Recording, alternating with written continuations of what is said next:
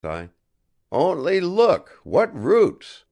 The strength Evgeny has! That peddler was just lifted up in the air; even if it had been an oak, he would have rooted it up." "Admirable," Father Alexei would comment at last, not knowing what to answer or how to get rid of the ecstatic old man. One day a peasant from a neighboring village brought over to Vassily Ivanovich his brother, who was stricken with typhus. The unhappy man, lying flat on a truss of straw, was dying. His body was covered with dark patches; he had long ago lost consciousness. Vassily Ivanovich expressed his regret that no one had taken any steps to secure medical aid earlier, and said it was impossible to save the man. In fact, the peasant never got his brother home again; he died as he was, lying in the cart. 3 days later Bazarov came into his father's room and asked him if he had any silver nitrate. "Yes, what do you want it for?" "I want it to burn out a cut." "For whom?" "For myself." "How for yourself? What is that? What sort of a cut? Where is it?" "Here, on my finger. I went today to the village where they brought that peasant with typhus, you know. They wanted to open the body for some reason, and I've had no practice at that sort of a thing for a long time." "Well?" "Well, so I asked the district doctor to help, and so I cut myself." Vassily Ivanovich suddenly turned completely white, and without saying a word rushed into his study and returned at once with a piece of silver nitrate in his hand. Bazarov was about to take it and go away. "For God's sake," muttered Vassily Ivanovich, "let me do it myself." Bazarov smiled. "What a devoted practitioner you are!" "Don't laugh, please. Show me your finger. It's a small cut. Am I hurting you?" "Press harder, don't be afraid." Vassily Ivanovich stopped. "What do you think, Evgeny? Wouldn't it be better to burn it with a hot iron?" "That ought to have been done sooner; now really even the silver nitrate is useless." "If I've caught the infection, it's too late now." "How? Too late?" murmured Vassily Ivanovich almost inaudibly. "I should think so. It's over 4 hours ago." Vassily Ivanovich burned the cut a little more. "But hadn't the district doctor got any caustic?" "No." "How can that be? Good heavens! A doctor who is without such an indispensable thing?" "You should have seen his lancets," remarked Bazarov, and went out.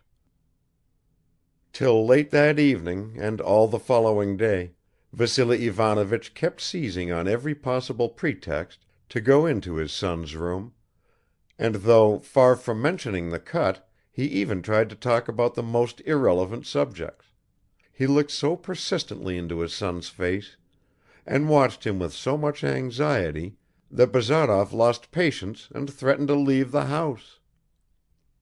Vassily Ivanovich then promised not to bother him, and he did this the more readily, since Arina Vlasyevna, from whom of course he had kept it all secret, was beginning to worry him about why he did not sleep and what trouble had come over him.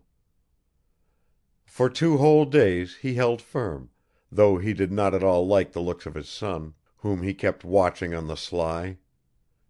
But on the 3rd day, at dinner, he could bear it no longer.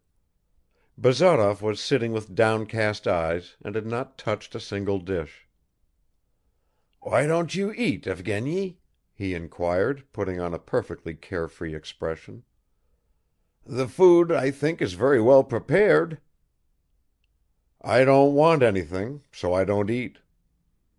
"You have no appetite? And your head," he added timidly, "does it ache?"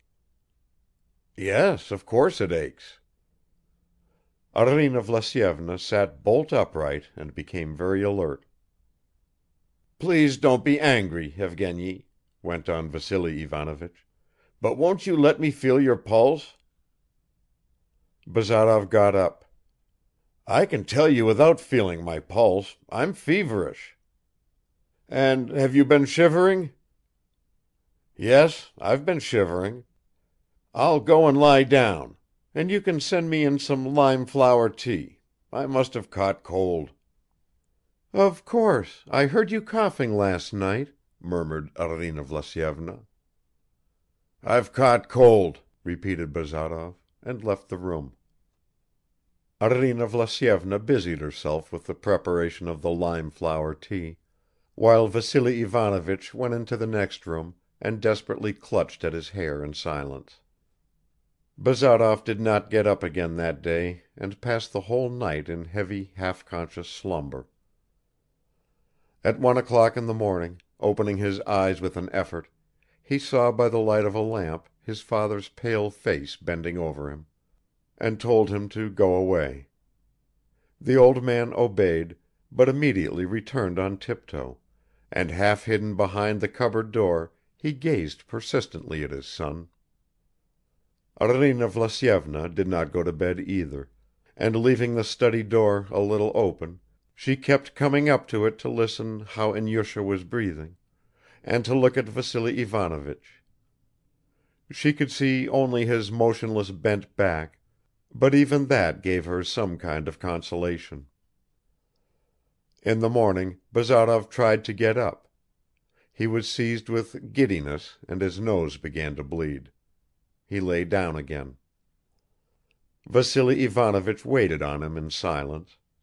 Arina Vlasyevna went up to him and asked him how he felt. He answered, "Better," and turned his face to the wall.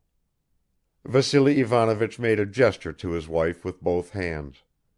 She bit her lip to stop herself from crying and left the room. The whole house seemed to have suddenly darkened.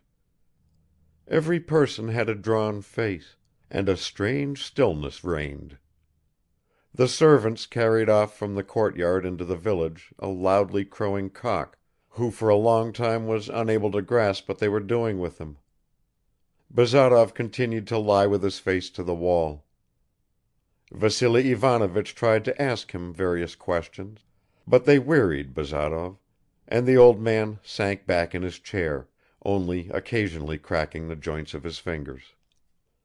He went into the garden for a few minutes, stood there like a stone idol, as though overwhelmed with unutterable amazement.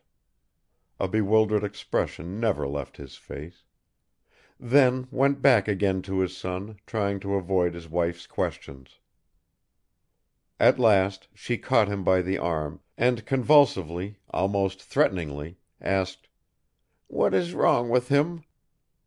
Then he collected his thoughts and forced himself to smile at her in reply, but to his own horror, instead of smiling, he suddenly started to laugh. He had sent for a doctor at daybreak; he thought it necessary to warn his son about this in case he might be angry.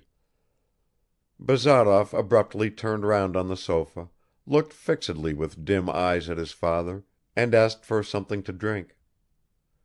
Vassily Ivanovich gave him some water and in so doing felt his forehead. It was burning. "Listen, old man," began Bazarov in a slow husky voice. "I'm in a bad way. I've caught the infection and in a few days you'll have to bury me." Vassily Ivanovich staggered as though someone had knocked his legs from under him. "Evgeny," he muttered, "what are you saying? God have mercy on you! You've caught cold." "Stop that," interrupted Bazarov in the same slow, deliberate voice. "A doctor has no right to talk like that. I've all the symptoms of infection, you can see for yourself." "What symptoms of infection, Evgeny? Good heavens!" "Well, what's this?" said Bazarov, and pulling up his shirt sleeve, he showed his father the ominous red patches coming out on his arm. Vassily Ivanovich trembled and turned cold from fear.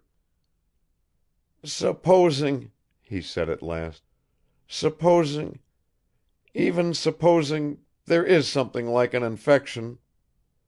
"Blood poisoning," repeated